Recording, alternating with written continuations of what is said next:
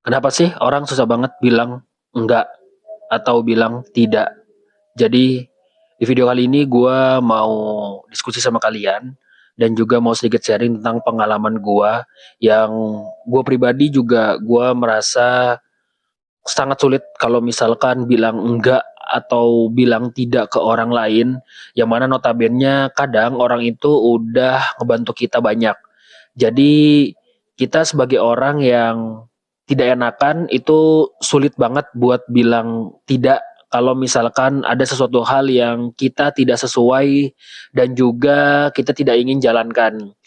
Tapi kadang hal yang kayak gitu jadinya itu ngebuat beban buat kita banget.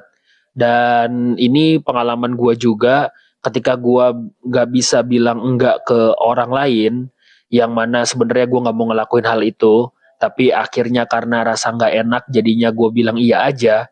Dan akhirnya hal ini jadi beban buat gue pribadi.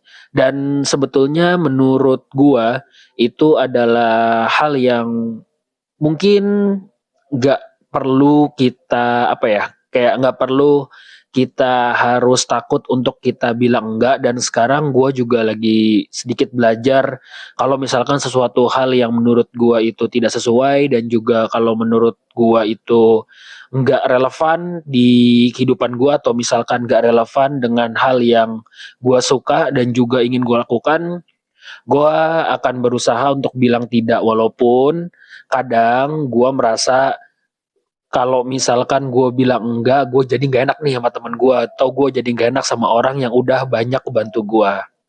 Sesimpel kayak misalkan temen gue minjem duit lah.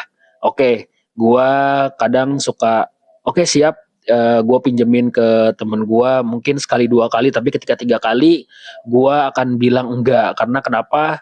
Karena walaupun dia itu bayar, tapi akhirnya jadi kita yang selalu diandelin sama dia. Makanya gue kadang bilang tidak, atau misalkan gue kadang bilang gue nggak ada.